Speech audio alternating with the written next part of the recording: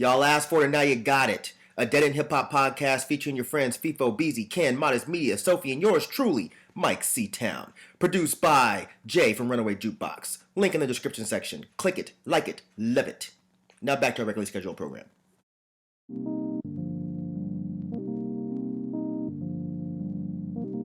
What's going on, people? Myke C-Town here with our Dead End Hip Hop solo album review, and today I'm going to talk about the new album from Dope Knife entitled 1984. I've been listening to this guy for a while, and I recently reviewed his EP on my channel. Make sure you guys go check that out. He dropped that a few months ago, and now we get his full-length debut album released on Strange Famous Records. And I have to say, after listening to his past mixtapes and his EP, I kind of feel like I knew what to expect as far as the overall feel of this album, but I still really enjoyed what I got. It starts off with Something to Lose, a very boom bap beat with some nice piano samples, some really nice drums, and he sounds really good over this beat. This ain't funny, so don't you dare move. There's a war going on, so don't you dare snooze. All these drugs, get over here, use. Fuck this shit, I got nothing to lose. That moves right into Inner Party, and it talks about how real life things like Obama's drones are air giving us cancer, committees to oversee women's ovaries, how these things simply don't get the attention of the public the way that they should. Bills that they were making, they were passing that shit through the court, but we don't make the type of noise for that the way we do with sports.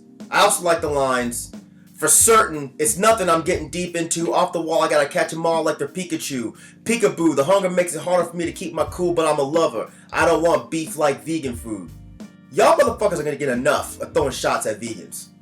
I'm not going in order, but I have to call out the track Fear and Loathing, which features Chesky. It's a more upbeat sound, probably the most upbeat and pleasant sounding beat on this whole album, and of course, it's got some great lines. I chose rap because I'm lazy and short, fuck playing on course, dog, I'm trying to stay out of court, and dressing like a billboard, feeling like a product, hope this cop doesn't think a nigga selling narcotics. Then we get a nice hook from Chesky, followed by a great verse. It's a palm to the face, God, it's a waste to be debating about God when there's a bomb in this place, and nothing's safe, we've been fucking slaves to a system that stuffed our brain with fluff and fame, we sucked it up and love the taste, now we're going up in flames, so only fungus and dust will remain.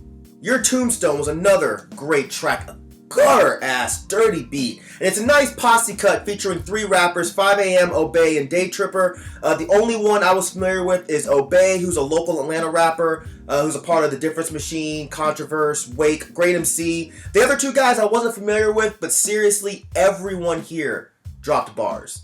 My words to murder like the gravel is to asphalt, capped off stronger than a terrorist passport. And that shit ain't fair, how he did it on that new song, sucking the marrow and spitting out your crew's bones. Fuck watching it, I'm shitting on a dude's throne. His next words are getting chiseled on his tombstone. And this is how you catch a murder case without a 38. This black voice is rap poison on your supper plate. And I don't care if the blunt rap is scented, that's why I rapped a minute. Bars will kill your child's childhood like the Phantom Menace. Unperson probably has my favorite beat on this album. It's a dark, brooding, menacing beat, a slower beat than some of the other tracks on this album. Deeper drums, there's absolutely no catchiness, no hook, just 3.5 minutes of bars. And I especially love the way the song ends with this really nice guitar lead sample and the scratches, the way it just rides out. Super nice. That rolls right into Cult Personality, and being that this album is on Strange Famous, you know there has to be a song with the label head, Sage Francis, and this one does not disappoint. It's a nice, dark, hard beat with a really nice bass guitar sample. At least I think it's a bass guitar. It sounds like a bass guitar. And, you know, some great lines on this song. I'm playing the ruse like I'm shooting some b-ball outside of the school, yelling Kobe and watching it brick. I thought I told you I can save the fucking world with a like and a click. And of course, Sage Francis comes through with some great lines. Enough of these what-if scenarios. When I'm in the zone, I'm gonna make a living off of dying slow. Unattractive rapper. Fact is, women often like me though. I tells myself my inner voice is bleeding, distorted. No pain in this subspace. My safe word needs a trigger warning.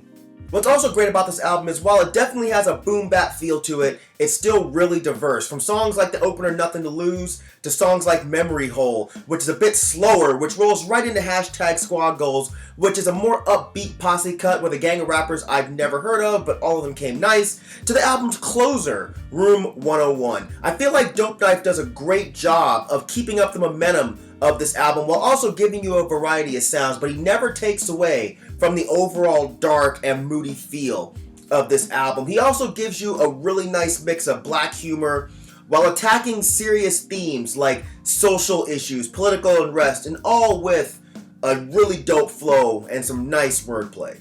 This album has a variety of beats, all produced by Dope Knife himself. Again, they all have a dark and brooding feel, and after listening to multiple Dope Knife projects, I feel like he has a signature drum sound. Not one that he necessarily created himself, but his drums have a pretty consistent sound throughout his beats. It's a very clean sound that's not so much focused on that deep, hard thump. And it's more focused on that kind of primo style, that just head knocker style. There are a lot of live instrument sampling on this album that sound really, really good. They don't sound like they were swiped from some random record that he found at a thrift store. They don't sound dirty. They sound authentic. Not like The Roots or anything, but they sound very real. They don't sound like they're recreated. This is a very apocalyptic album, and to me, there's no hope to be found here on this album. It's the sound of someone who's kind of saying fuck it, and he's giving up hope, and he's looking at you like, why the fuck aren't you seeing what's going on the way I am? You know what I mean? Maybe even there's a taste of mania on this album, like the looking over the shoulder at all times kind of mania, the government's tapping my phones kind of mania. But at its core, this is a rap album, a hard rap album. Beats, scratches, breaks, and rhymes.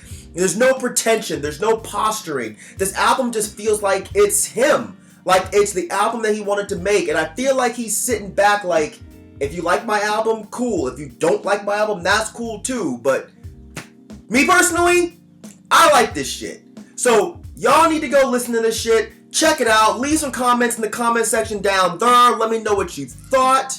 And as usual, thank you for living, thank you for loving, thank you for being you. Please don't die, and I'll see you guys next time. Alright? Peace, bitches!